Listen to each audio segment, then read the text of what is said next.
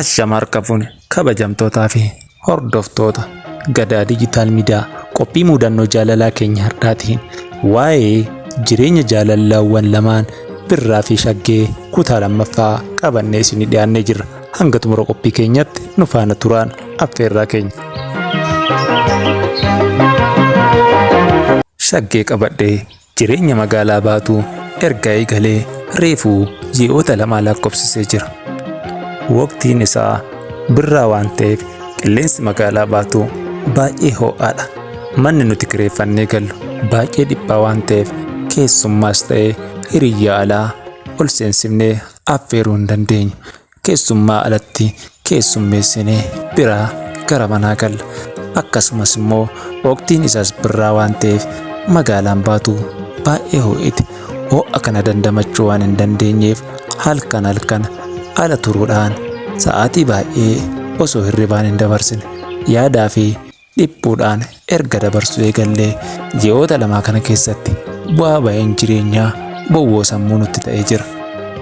Jireenyis qaalii waan ta'eef jireenya keenya geggeessachuuf jennee daabboo alaa bitaa yeroo tokko ammoo laaqana dabarsuudhaan jireenya bu'aa ba'ee ulfaataa eegallee jirra. Qarshiin kiisii qabus 10,000 keessaa harcaatee dhumuudhaan 2,000 qofa kiisii kootti argama. Egaa kiraa ittaanus maal akka kaffalu yaaddoo biraa natti ta'ee jira. Shaggeenis yaaddoo kokona waan beektuuf yeroo tokko osoo maatii dhiifama gaafannee iddoo baanitti deebinee jettee yaada kana naa dhiyeessite. Anammoo tasumaa hin dandamu. Maatiidhaan akkamitti walitti dabalamna? Kana booda bar maatiin gargar baanee jirra.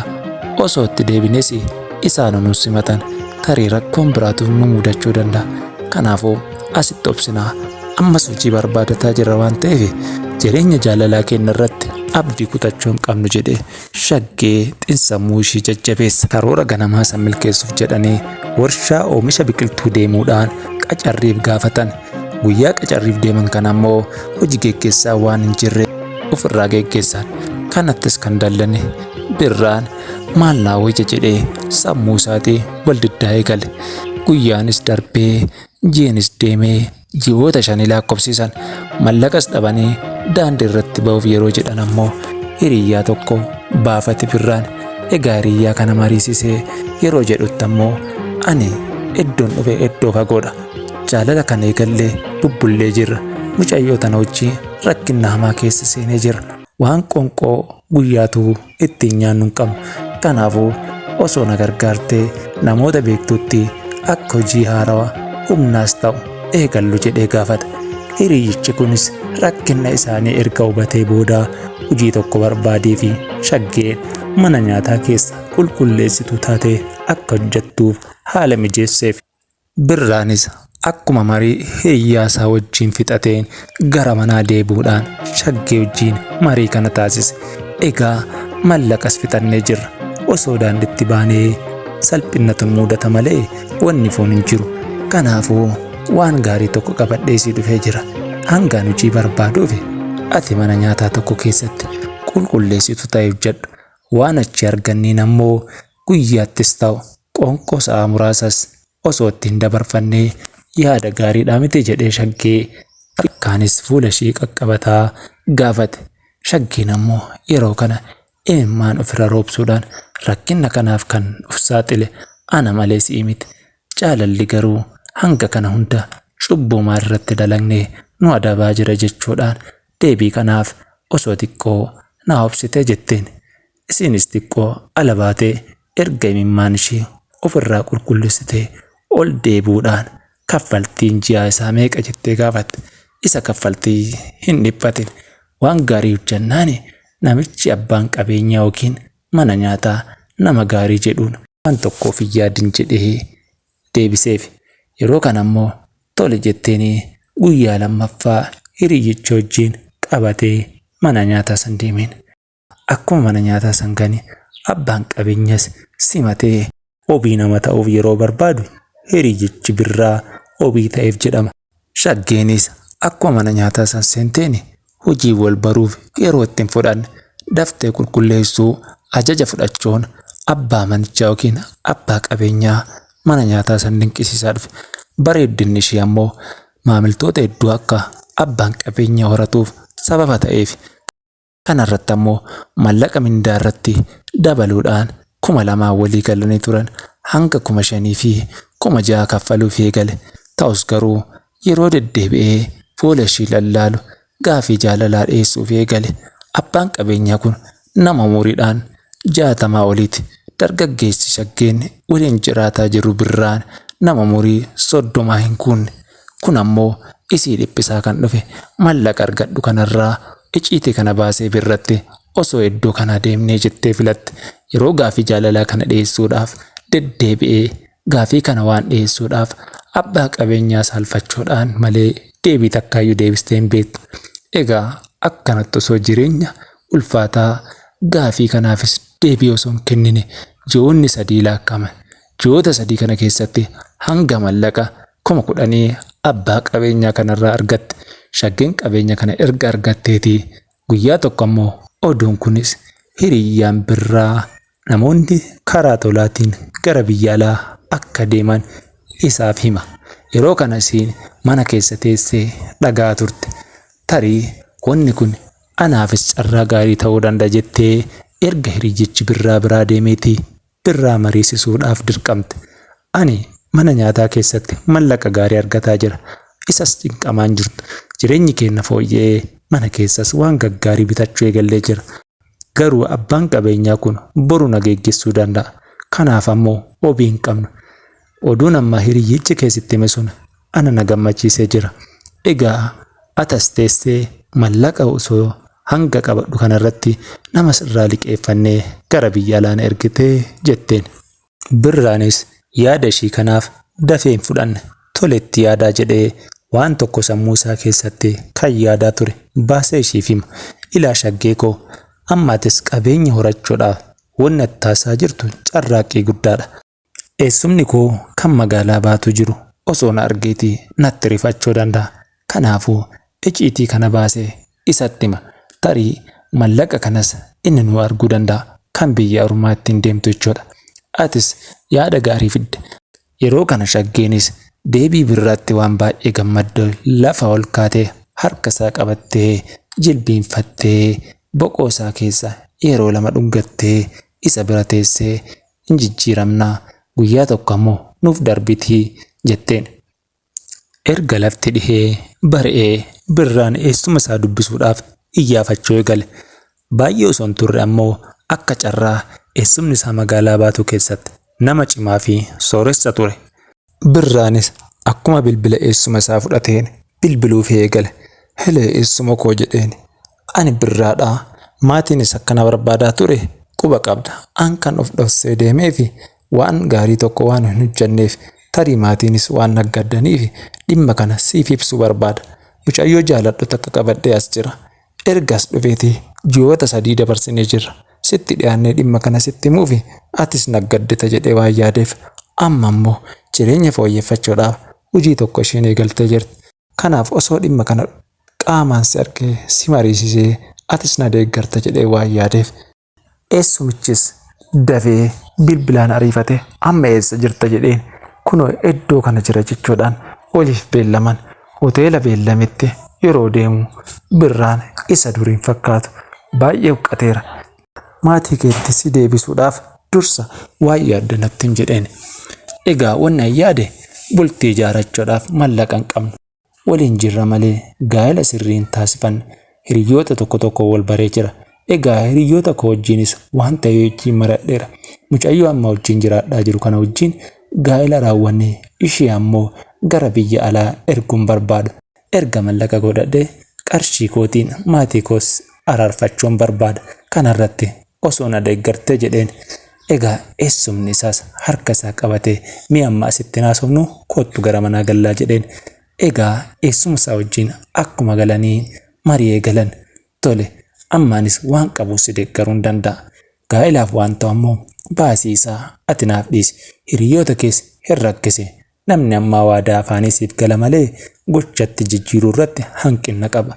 Ani waan ati yaaddu hundaa sii taasisuu danda'a. Guyyaa isaa murteessunuu cidha gabaabaa godhattee ishees biyya alaa geggeessitee ana biratti hojii hojjetta. sana booda immoo jireenyi keessan akka fooyya'uuf abdii qaba. Amma waan ansi bira jiruuf dhimma tokkoyyuu hin qabaatin. Ani waan ati barbaadde siif kenna jedheen. Eessumni isaa dubbii isaatti fuufee hanga deemtuuf mucayyoonis mana tokko keessa akka jiraattu isiniif eeyyamee jira. Atis ishee wajjin jiraadhu. Kana booda waan tokko yaadinaa. Guyyaa deemsa isaas anuu isin geggeessa. Isin amma ijoollee guddatoodha. Kanaaf waan tokko yaadin jedhee mucayyoos deemee ofii isaatii qabatee gara manaa deebi'een. Shaggeenis baay'ee gammaddee fira akkanaa qabaachuu keetti atu boonuu qabda. Anis baay'ee na boonsee jira. Jireenya abdii hin qabne kana jiraachuu irraa abdiidhaan akkanatti fira ofitti hirkatanis jiraatanii bultii erga jaaratanii humna horatanii jireenya ofii fooyyeffachuun waan filannoo hin qabne jetteenii birraa waliin wal jajjabeessuu eegalan. Guyyaanis darbee jiini guyyaa beellamaa sun ga'e. Guyyaa sana gaa'ela raawwachuudhaan qubeellaa bitee fi birraa fi ishees akka qubeellaa sanaan gaa'elli isaanii midhaagu taasiseef nyaata dhugdoo keessummootas ofii isaatii danda'ee jireenya kanaan akka isaan abdii horatan taasise. Shaggeen hojii qulqulleessummaa mana hoteelaa nagatti dhaammattee mana eessuma isaanii waliin jiraachuu eegalan. Kana keessatti immoo adeemsi gara biyya alaa ba'uu kun dafee xumurameef nyaata dhugdoo bakka bultis dabalatee eessuma isaanii irratti hirkatanii jireenya kan eegalan. Shaggeen daftee dhimma biyya alaa kun akka xumuramuudhaaf birraa gaafatte. Shaggeen hojii qulqulleessummaa mana hoteelaa nagatti dhaammattee mana eessuma isaanii waliin jiraachuu eegalan. Kana keessatti immoo adeemsi gara biyya alaa ba'uu kun dafee xumurameef adeemsa waliin jireenyaa bultii seera qabeessaan erga walitti dabalamanii amma dhimmi karoora keenya mana bitannee jireenya keenya fooyyeffachuu jedhanii birraa fi shaggeen maratan. Erga maratanii shaggeen biyya alaa akka deemtu murteeffatte. Birraanis yaada ishii kana deeggaree fi erga deemsaaf murteeffatte shaggee waan ittiin deemnu xiqqoo tokko namarraa liqeeffachuun kun gaarii hin dhufu. Akka ati biyya alaa deemtee jireenya kiyyaaf keessa fooyyeffattu qubeellaa kana osoo gurguree jedheen. Garuu murtee kana maaf irra geette? Eessumni kee dhimma kana dhage baay'ee akkas dallanu beektaa jetteen. Dhugaadha, nu dallanuu danda'a. Innis hanga yoomii nu jaalata. Tarii innis nu jaalate jireenya keenya guutuu nu kunuunsuu danda'a. Maatiin isaa immoo akka nu hin jaalanne kana shakkuun qabdu jedheen. Erga jettee haa ta'uti qubeellaa kana dhoksaan gurgure. Kana immoo isattis himuun qabdu. Namni icciitii kana beekuu hin qabu. Kanaafuu kana beekii jetteen. Tole jedhee qubeellaa birrii hanga 30,000tti gurgure jedhama. Erga gurguree birraan gara biyya alaa ishii geggeessuudhaaf adeemsi gara biyya alaa ishii kunis dafee xumurameef guyyaa balallii qofa birraan eessuma ishii qofa yaamee akka booletti geggeessaniif beellama qabatan. Shaggeenis akkuma biyya alaa deemteen osoo hin bilbilleef ji'oota 2 lakkoofsifte. Bilbila irratti yeroo yaalu bilbilli ishii hin hojjetu jedhama. Akkamitti kun ta'ama jedhee eessuma ofii wajjin marachuu eegale. Eessumni dhimma kana keessa osoo galuu baadhee sababni isaas ani mucayyoo kana maatii wal beekta malee keessoo ishee sirriitti hubatteettaa? Hanga dhufte iddoo hojiitti hariiroo nama wajjin qabaachuu dandeesse. Kan hunda adda baasteettaa? Yeroo addaa namoonni tokko tokko faayidaaf sitti dhiyaatanii jedheen. Lakkee eessumoo koo mucayyoo kana iddoo tokkoo baane kana sitti waliin jireenya dabarsaa turresi namni tokko gidduu keenya seenee hin beeku. Kun hin ta'u. Guyyaan darbee ji'oota 4 lakkoofsisan. Yeroo kana immoo birraan hiyyummaadhaan baay'ee qoramee qubeellaa harkas dhabee jira. Qubeellaa harkaa kan dhabeef ammoo shaggee biyya alaatti erguudhaaf jireenya kana keessatti bu'aa baay'een inni dabarsaa turee fi dabarsaa jiru baay'ee garaa kan isa nyaate. Eessumni kallattimaan gara maatii deebiitii jireenya qonnaa eegalii achitti of jijjiire. Mucayyoo kanarraa abdii kutadhu jedheen. Garuu eessuma koo kun akkamitti ta'a? Mucayyoon kun tasumaa nan dagattu. Sababni isaas jireenya ijoollummaa keenyarraa eegallee jaalalli nuti dabarsine yoomuu kan akka nu dagachiisuuf haala mijeessuu miti. Kanaafuu eessuma koo osoo ji'a tokko naa obsitee jedheen. An kanaa ol si obsuu hin danda'u. Sababni isaas maatiin kootis waan walitti dheekkamaa jirruuf ati icciitii kanan beektu. Namni bultii siif ijaaree iddoo kanatti akka miila lamaan dhaabbattus taasise rabbii gaditti ana ta'uu beek. Garuu amma siif jedhee bultii maatii kootii diiguun qabu jedheen ani garuu magaalaa kana jiraadha. Kadhadhees hojii humnaa hojjedhee dhiisa isuma koo jedheen ati oolmaa keetiif galatoom jedhee guyyaa lammaffaa isaatti karaa hiriyyaa isaatiin bilbilteef shaggeen. Yeroo kana ammoo ila birraa koo hedduu ol jaalanna baay'ees naaf jettee dhimmamteet. Ana ammoo ati qabeenya hin qabdu, qabeenya naa horachuudhaaf qubeellas naa gurgurte. Akkamitti osoo na jaalattu qubeellaa koo gurgurte? Tarii ati nan hubanne malee yeroo sana qubeellaa san dhiiftee jireenya keenya achitti osoo hojjennee bultiin keenya dagaaguu danda'a. Ati karoora biraa waan qabduuf qubeellaa sana gurgurte. Kana booda bultiin keenya dagaagee walitti nu dabalee jireenya geggeessinaan waan abjuu ta'edha. Ani erga gaa'ela raawwadheeti ji'oota 2 ta'ee jira. Kana booda shaggeetee hin eegin ilaa birraa maal sitti moof si bilbile si fakkaate bilbila koos cufadhee yeroo dheeraaf turee jira. Akkati nan arganneef kan akka godhe hubachuu qabda. Gaa'ela raawwadheen jira. Ila birraa koo qubeellaa gurgurtee biyya ormaatti akkan dabalamuuf kan na taasise si. Anammoo yeroo sana qubeellaa sana akkan gurgurreef si gorfataa ture. Qubeellaa gurguruu jechuun baasanii nama sana ofirraa geggeessuu jechuudha. Ati yeroo sana bultii fooyyaansa jireenyaa qofa ilaalte malee naammoo akka dagattetti fudhadha. Sababa kanaaf ammoo as dagadhee jira. Nagaatti baay'ee na jaalatta. Hawwiin asii qabammoo gaa'ela biraa akka raawwattee bultii ijaarattee bor wal yaamnee fira waliif taanudha. Nagaan naa jiraadhu jetteen.